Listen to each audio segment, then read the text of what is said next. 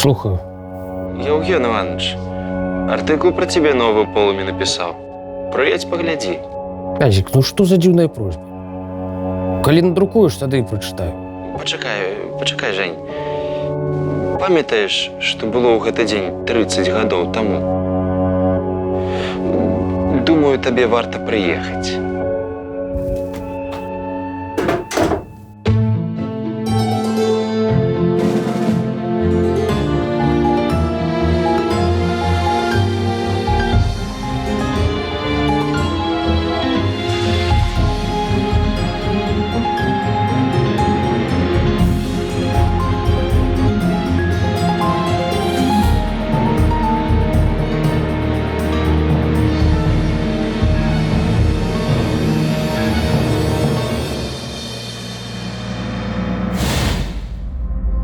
Дарагая Наталля, твоя раптоўная высылка ў Казахстан мяне вельмі засмуціла.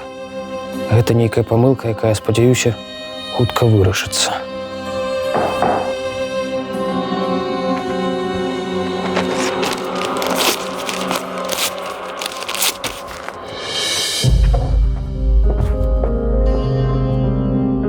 Цікава, чаго напалохаўся гэты чалавек? Якой загадкавай Наталлі ён пісаў свой ліст? Я даследчык Васіль. І гэта не проста архіў. Тут можна сустрэцца з далёкімі і блізкімі, тымі, хто пайшоў ад нас даўно і каго мы ніколі не бачылі. Сёння нас чакаюць новыя незвычайныя загадкі і таямніцы лабірынта беларускай культуры.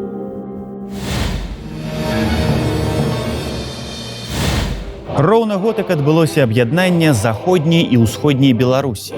Тады, паводле словаў Якуба Коласа, народы Савецкага Саюза ў асобе Чырвонай арміі прыйшлі на дапамогу і падалі руку братняга падтрымання. На гадзінніку 23 гадзіны 58 хвілін. Прыкладна ў такі час на вуліцы Вілейкі выязджае аўтамабіль ГАЗ-1173, у народзе больш вядомы як Варанок. Па начах ён забірае жыхароў гэтага слаўнага места на сяброўскі кубачак гарбаты, адкуль зазвычай ніхто не вяртаецца.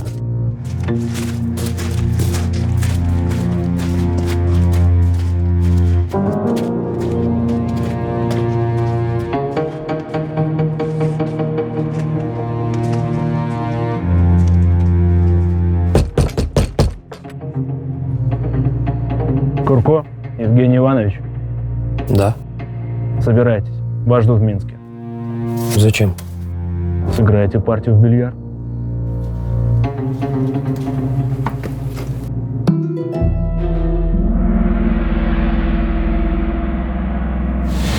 Скажу шчыра, гуляць в більярд не умею.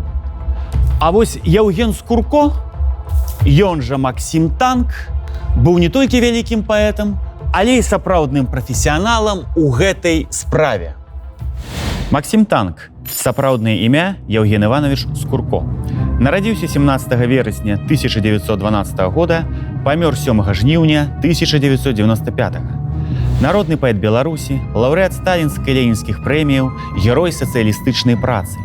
У юнацтве сябра камуністычнай партыі Заходняй Беларусі, за што неаднаразова арыштоўваўся польскімі ўладамі.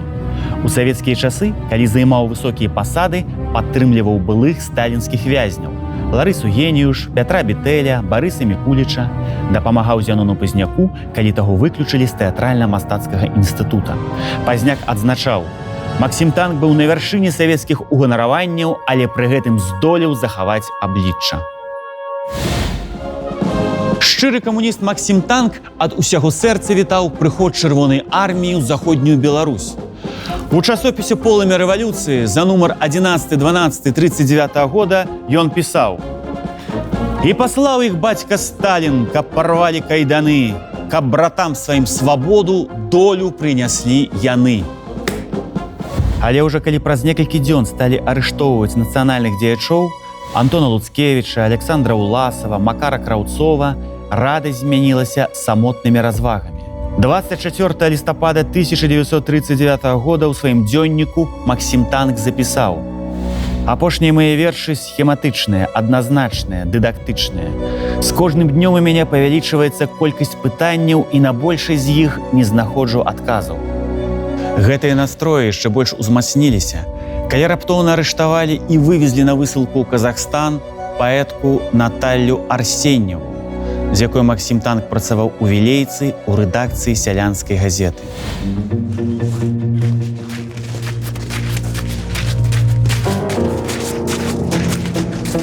З 17 верасня 1940 года паэта вязуць на варанку згуляць у більярд. Наш герой нават не здагадваецца, хто будзе яго супернікам. Дача Лаўрэнція Цанавы. Хадзілі жудасныя чуткі, што да яе гаспадара сілком прывозілі дзяўчат. Калі тыя адмаўляліся раздзяліць з ім пасцельныя ўцехі, іх забівалі, а трупы закопвалі непадалёку. Раскопкамі ніхто не займаўся, таму цяжка сказаць, ці так гэта было на самай справе.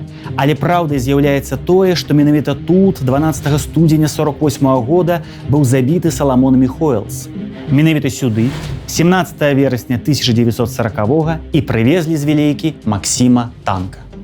О, Евгений Иванович, дорогой, нет, Танк, Максим Танк. Молодец, а? Хороший взял себе псевдоним. Боевой. Не одолжишь, а? А то я взял фамилию мамы Цанава. Звучит как-то мягко. Как циновка. Не бояться. А Танк это хорошо, это по-нашему, а? Лаўрэнцій Фаміч Цанава, сапраўднае прозвішча Джанджгава. Нарадзіўся 22 жніўня 1900 года, памёр 12 кастрычніка 1955. У 38-41 гады быў наркамам унутраных справаў БССР. Затым з 43 по 51 год займаў пасаду міністра дзяржбяспекі БССР.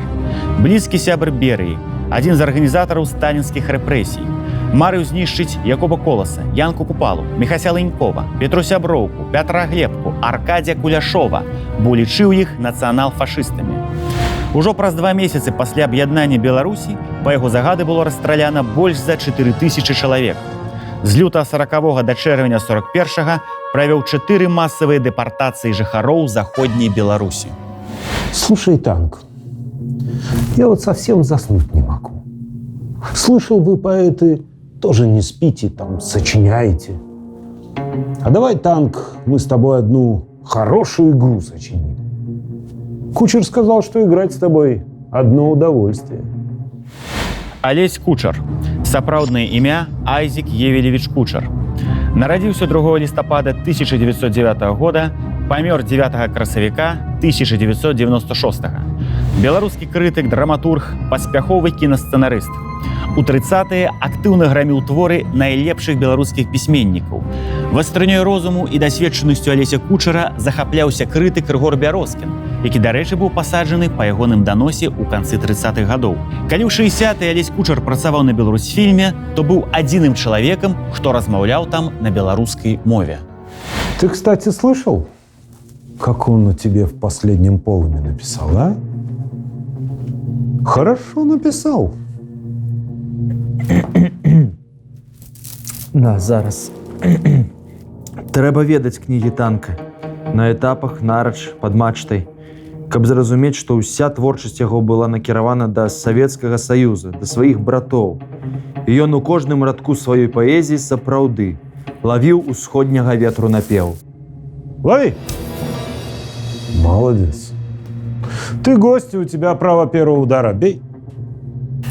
Спасибо. Нет, ну, что вы, белорусы, так боитесь разговаривать на своем родном прекрасном языке? Я в Белоруссии человек новый, мне надо знать ваш язык, ну, чтобы враги всякие не обманули. Ты по-белоруску, а? По-белоруску со мной говори. Спасибо. Ой. Дякую.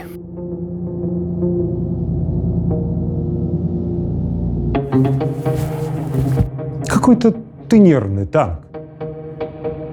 А я тебе хорошую новость скажу. Обрадую. Мне сам Берия передал. Твоя книга, которая должна выйти в Москве, 4 дня назад подписана в печать. Кучер не даст соврать. И скоро вся советская страна узнает, кто такой Максим Танк. Бей. Только скажи, почему ты в книгу не включил это стихотворение? Товарищ Кучер, напомните товарищу Танку. Зараз. Глядзіце ў будучыню смела. Настаў доўгачаканы час. Пад сцягам бел чырвона-белым чакае перамога нас. Няхай жа меч пагоні ззяе. Спасибо. Лаўрэнцій Фаміч, гэта Максім пісаў па маладосці, несвядомасці, калі яшчэ вучыўся ў беларускай гімназіі Радаслава Астроўскага. Да? Ты, оказывается, учился у матерого националиста и врага всего советского народа Радослава Островского? Чего ты замер-то? Бей!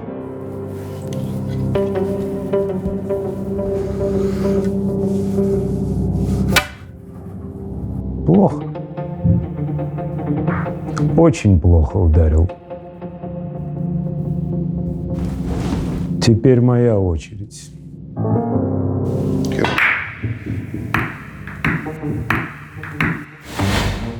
Тут знаходзілася віленская беларуская гімназія, дырэктарам якой быў Радаслаў Астроўскі.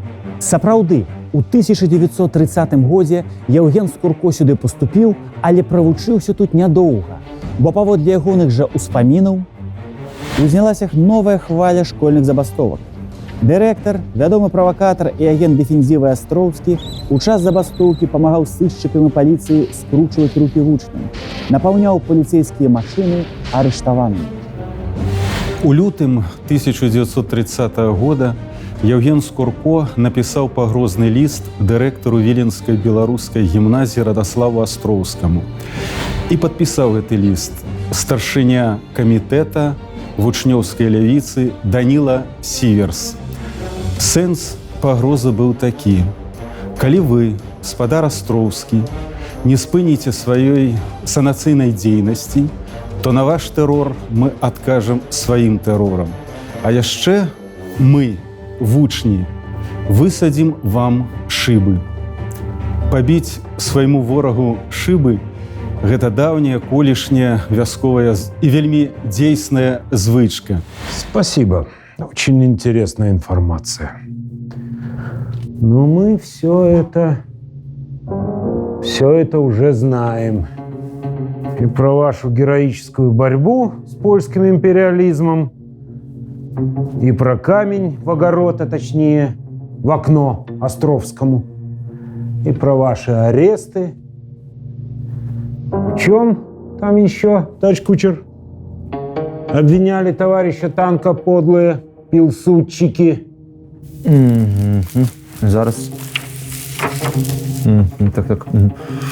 У тым, што меў намер гвалтоўна змяніць дзяржаўны лад Польшчы і адарваць частку яе тэрыторыі.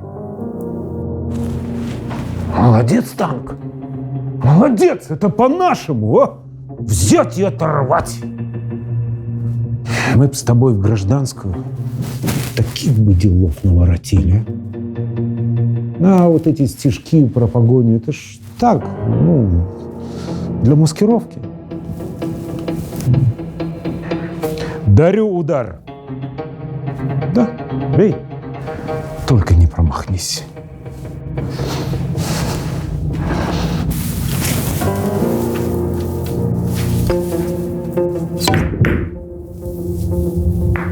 О! Ты видел, товарищ Кучер? Ты видел, как играют настоящие джигиты в бильярд? А Бровка и Луняков так не умеют. Я проверял.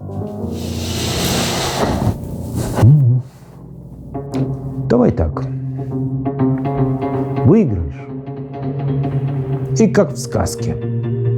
Загадывай любое желание. Все выполню. Но если проиграешь, загадывать буду я. Да я хочу только и верно служить своей советской родиме.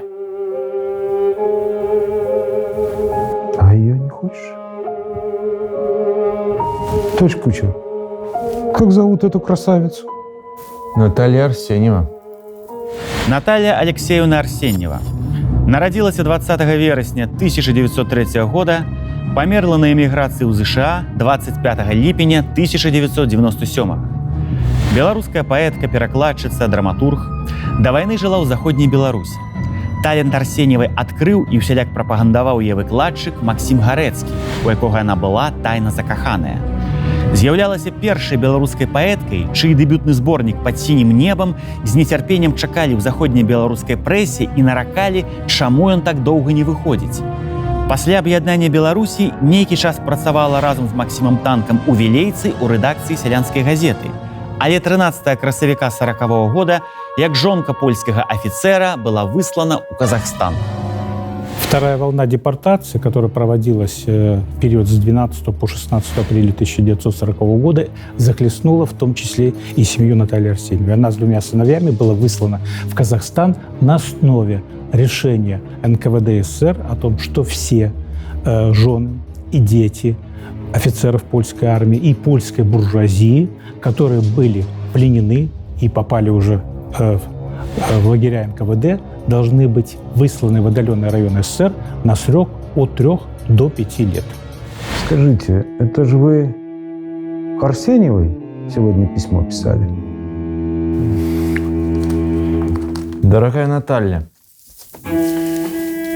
твоя раптоўная высылка ў Казахстан мяне вельмі засмуціла. Гэта нейкая памылка, якая, спадзяюся, хутка вырашыцца. Откуль вы взяли? От нас, товарищ Танк, никогда ничего не ускользает. Кстати, мой удар.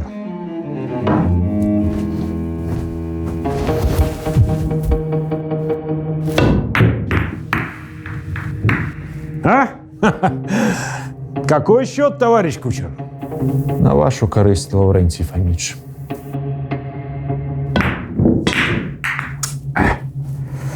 Бейте, Евгений Иванович. Ну, не промахнитесь. Кстати, а где и когда был сделан этот снимок?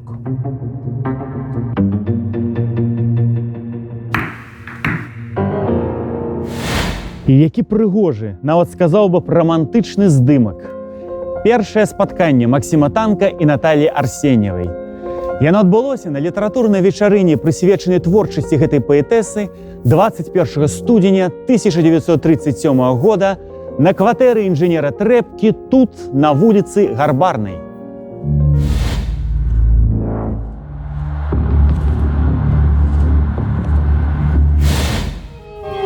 Увесь вечар мы сядзелі побач. Гаспадар нас нават сфотаграфаваў. А потым папрасілі прачытаць вершы. Белая грэчына ў полі стелецца аж да ўсходу.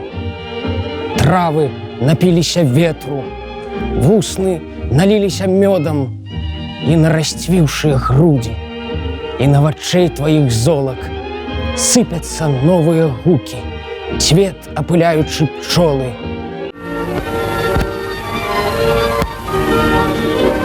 Гэткія дзіўныя ночы родзяцца дзіўныя гукі. Толькі абві каля шыі мятныя п'яныя рукі. Ale czemu? Szaleńców w stanie też należy. Ty też? Да, почему Танк? Такая жаркая молодая женщина сама к тебе льнет. А мне вон и Кучер говорил, что тоже хотел ее в кино пригласить, а ты обещал его с лестницы сбросить, а? Странный ты, Танк, а? Сам не целуешься и другим не дай. Лаўрэнцій Фоміч, не будзем пра гэта. І сапраўды дзіўна. Хіба так істотна для зоркі заходнебеларускай паэзіі Максіма Танка, што ён ужо мае каханую дзяўчыну Любу, якая толькі праз 3 гады стане ягонай жонкай. Ці, магчыма, Танка бянтэжыла тое, што Арсеньева замужам за афіцэрам Францішкам Кушалем? Магчыма, Максім Танк баяўся выкліку на дуэль? Былі, я думаю, захапленні жанчынамі, таму што любы паэт не можа не захапляцца прыгажосцю, у тым ліку жаночай прыгажосці, дзявочай прыгажосцю. Але ён з тых юнацкіх гадоў і да канца жыцця, я перакананы, быў верны сваёй Любашы, Любові Андрэевне, жонцы. Это адназначна. Дык чаму тады ён пайшоў з Арсеньевай ў кіно, прытым на апошні вечаровы сеанс? Адказ просты. Фільм Юзефа Лейтеса «Малады лес» пра польскіх студэнтаў, што змагаліся з начальствам царскай гімназіі за сваю нацыянальную годнасць, быў эмацыйна блізкі Максіму Танку. Паэт, як мы памятаем, прымаў самы дзейсны ўдзел падчас хвалявання ў беларускай гімназіі супраць Астроўскага. Калі гэта кіно паказвалі, то Максім Танк не прапускаў ніводнага сеанса.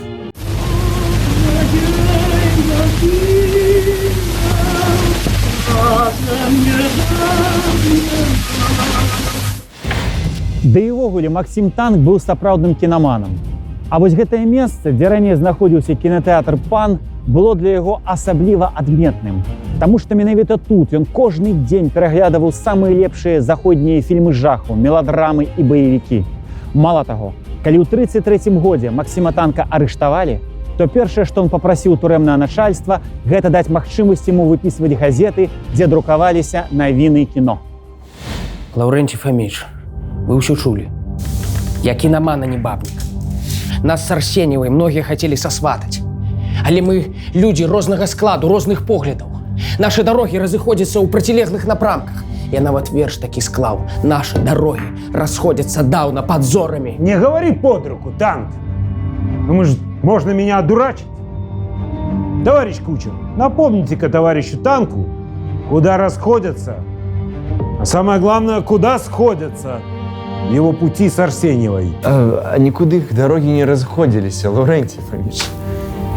І гэта праўда. З 1936 года ва ўсіх віленскіх беларускіх літаратурных газетах і часопісах імёны камуніста Максіма Танка і жонкі афіцэра польскай арміі Наталлі Арсеньевай стаяць у непарушным суседстве. Пра іх пішуць артыкулы, іх разам фатаграфуюць. Гэта адна з самых яркіх і модных пар на заходнебеларускім Парнасе.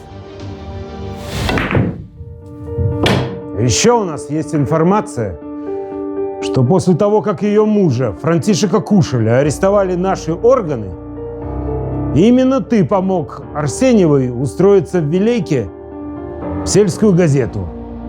И отзывался о ней очень тепло. Яна вельмі сімпатычная, таварыская, нейкі вітальны чалавек. Столькі энергіі ў яе.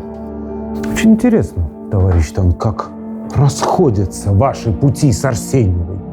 А ведь именно о ней на страницах советской печати говорилось, что Арсеньева – оруженосец белорусской контрреволюции и активный враг советской Беларуси. Это стары паклёпніцкі артыкул. Яго аўтара самога у 1934 годзе расстралялі як ворага народа. Гэта правда, Лаўрэнцій Фаміч. Молодец, Танк. Подловил меня, молодец. Вижу, что ты на многое готов ради этой женщины. Хочешь ее освободить? Чего молчишь? Говори, я все могу. Один звонок моему другу Лаврентию Павловичу, Берия, и она твоя. Лаўрэнцій Фаміч, шчыра скажу, сапраўды не месца сумленнай савецкай паэтэсе ў галоднай стэпе Казахстана. І калі б вы змаглі. Я все могу. Кстати, не один ты за нее заступаешься. Секретарь Вилейского обкома Климкович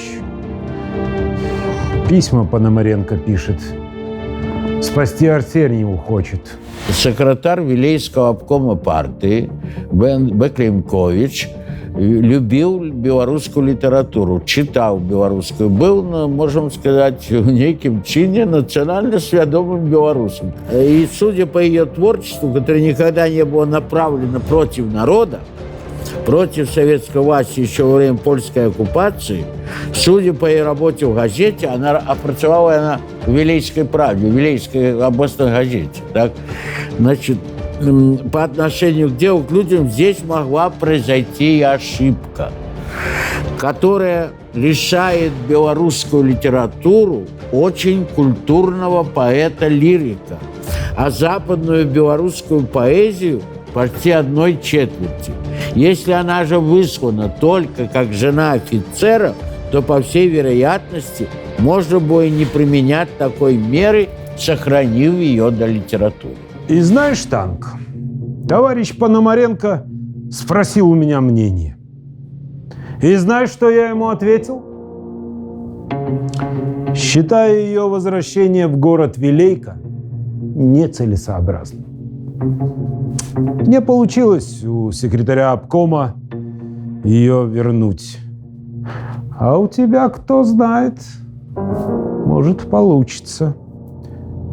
Только скажи мне, как мужик мужику, как она в постели, а? Горячая? А?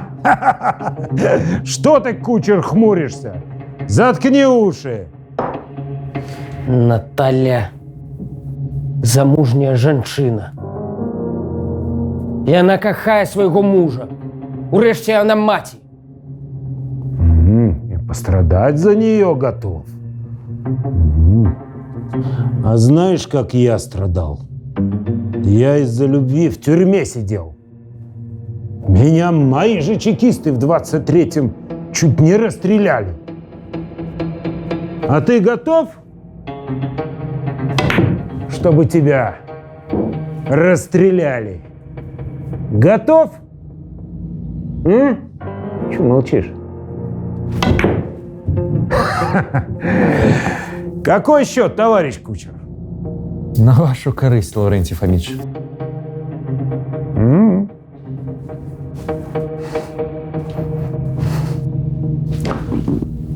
А знаешь, Танк, что я пожелаю, когда выиграю эту партию? Хочу сцапать одного хитрожопого польского шпиона, который одну польскую шпионку спасти хочет. Ты думаешь, я тебя в бильярд позвал играть? Ты думаешь, мне играть не с кем? Ты лучше скажи, почему в 1935 году, когда ты должен был в тюрьму засесть на долгие годы, тебя польский суд оправдал и отпустил на все 4 стороны? Никого не отпустил. Ни Машару, ни Тавлая, ни Пестрака, ни Притыцкого не отпустил. А тебя, пожалуйста. И заметь, после этого ты ни разу не привлекался. Что с Татуем замер? Ты знаешь, как мы разговариваем со шпионом? Методы, которые применялись уже в период Цанавы, это были не только физические методы, которые применялись традиционно еще и до 1937 года. Я назову некоторые из них самые дешевые методы, которые применяла НКВД и которые довольно эффективно действовали. Это когда садили на заостренную табуретку, когда в двери засовывали, допустим, пальцы и зажимали их там. Я не буду все эти пытки перечислять, то есть это разряд физических пыток. Но при Цанаве больше внимания уделяли уже психологическим пыткам. Ну, то есть это типичная, как ситуация была и до этого, когда перед тем, как кого-то арестовать, ему показывали ордера на членов его семьи и говорили, этого может не произойти, только надо дать нужные показания. И очень многие поддавались на эту уловку, то есть давали показания других по принципу «спасая своих близких». Получался результат все равно тот же. Таких свидетелей нельзя было выпускать. Но в этот период их уже не расстреливали в тех же Куропатах и в других местах, а отправляли по этапу в места не столь отдаленные. Як не дзіўна, але ў пытанні і падазронасці Лаўрэнція Цанавы была свая логіка.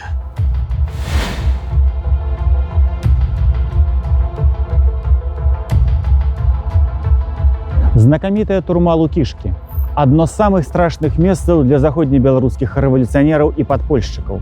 Адсюль 1 траўня 1934 года быў вызвалены Максім Танк. Пасля вызвалення паэта турэмны наглядчык Александр Трухан знаходзіць у вентыляцыйных люках яго камеры так званыя грыбцы. Грыбцы – гэта турэмная перапіска вязняў, аналаг расійскай малявы. Грыбцы звычайна мелі антыўрадавы змест, пісаліся вельмі дробным почеркам і на вельмі маленькіх аркушыках паперы. Іх можна было лёгка схаваць і незаўважна перадаць у іншыя камеры.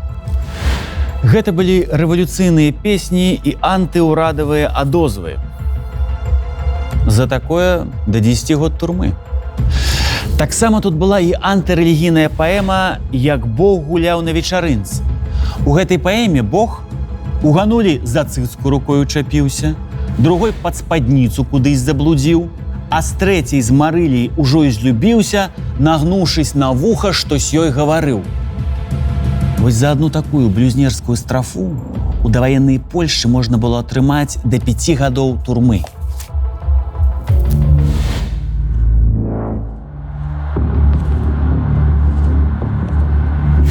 До 20 лютага 1935 года о 9 гадзіне раніцы адбылося паседжанне суда.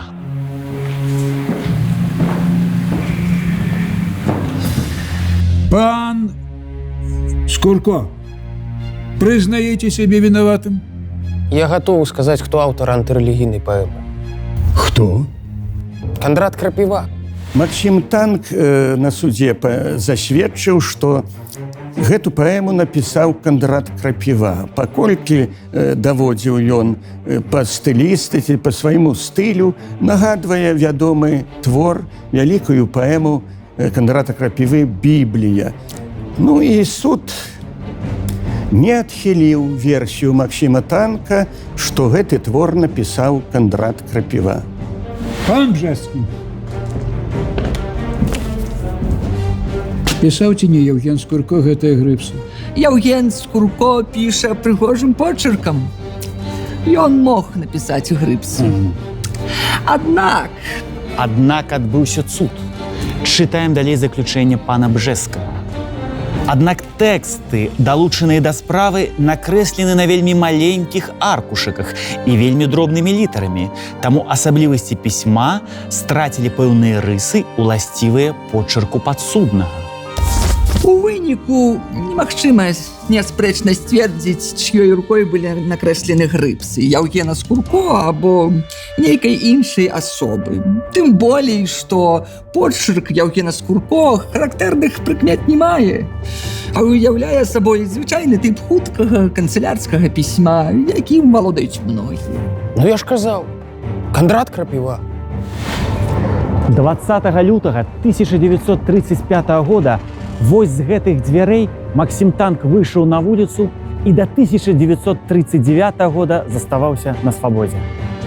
Суддзям спадабаўся прыгожы юнак з добрай польскай мовай, з выгляду кінагерой, артыстычны рызыкант з вынаходлівым розумам. Суддзі ўсё ж былі еўрапейцы. Ім спадабалася, як паэт сябе паводзіў, як падсудны ён вельмі трапна адказваў на ўсе іхнія пытанні, а як адвакат вельмі удала сябе абараняў. У першай палове 1930-х гадоў сістэма польскага суда не заўсёды была накіравана на абвінаваўчыя прысуды. І таму, калі была магчымасць падсудна апраўдаць, а ў выпадку з Максімам Танкам такая магчымасць была, то суддзі апраўдвалі падсудна ці выносілі яму умоўны вырак. І тады чалавек мог спакойна з судовай залы выйсці на свабоду, скажам, на сонечную віленскую вуліцу і шчасліва прамовіць: «Я натуральны, як лінія небасхіл». Да, здорово. Ты их наколол с этим Крапивой. Кучер, какой счет? Ничья. 1 удар. Понимаешь, у тебя 1 удар.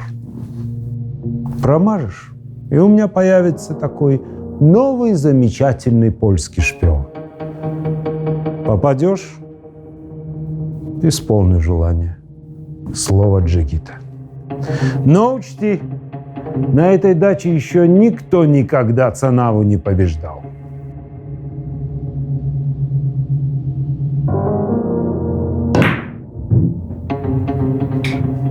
Ну что, танк? Ты проиграл.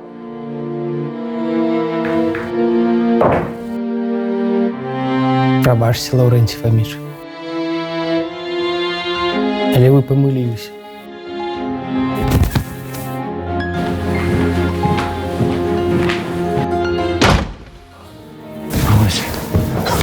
Ось танк, ось. Ну, чого ти став? Слухай мене уважливо. Завтра говориш Купалу, Ленькову, Глебку, Климковичу, словом, всім нашим хлопцям, що можна. А? Женя, ти мене чуєш? Можна йти до Пономареньки ходайничать за Арсеньеву. Можна. Я слово даю. А коли б я проіграв? Слухай, ти задаєш за шмат питань. Іди. Іди, давай, іди.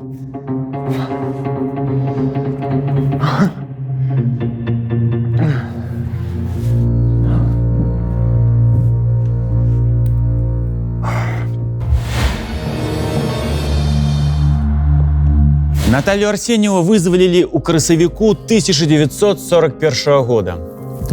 Па ўспамінах Максима Танка Панамаренко аднёсся да гэтага пытання вельмі прыхільна. За мяне хадайнічалі танкі Купала. Напэўна, ім прыйшлося пракласці шмат намаганняў, каб пераканаць пільных начальнікаў, што я ні ў чым не замешана. Дарэчы, па хадайніцтву таго ж Янкі Купалы быў вызвалены з лагера мой муж. Разам яны ў 1919 годзе працавалі ў вайсковай камісіі, інакш Францішка просто расстралялі б. Ну, что скажешь? Ты хочаш сказаць, што гэта ты угаварыў Цанаву сыграць са мной у більярд? Жень, ну я же знал, что ты выиграешь. А Лаўрэнцій Фаміч вельмі азартны. Азартных звычайна на іхнім азарце ловіць. Скажы шчыра,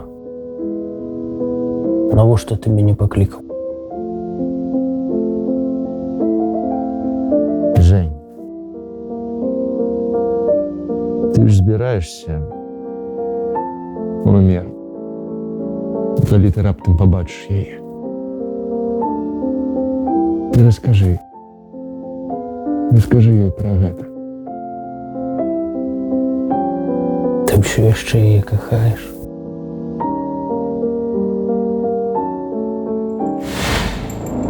Некая фантастыка. У 30-е гады беларускія пісьменнікі і думаць не думалі хадайнічаць за сваіх калегаў, бо ведалі, чым гэта можа скончыцца. Няўжо сапраўды шчасліваму фіналу паспрыяла тое, што Максим Танк абыграў самога Лаўрэнція Цанаву? Няўжо дапамагла закулісная хітрасць Алеся Кучара? Аўтарытэт Янкі Купалы? А можа, прычына заключалася зусім у іншым? Все, что произошло только благодаря тому, что Кушель вступил в активное сотрудничество с НКВД, провел большую, как говорят, оперативную работу и получил за это возможность через какое-то время попросить у своих новых хозяев освободить ее жену из ссылки. Так оно, по всей видимости, и произошло. Хто перамог гэтай гульні? Дакладна не Цанава. А наперадзе нас чакаюць новыя вядомыя і невядомыя героі беларускай культуры, у кожнага з якіх свая таямніца.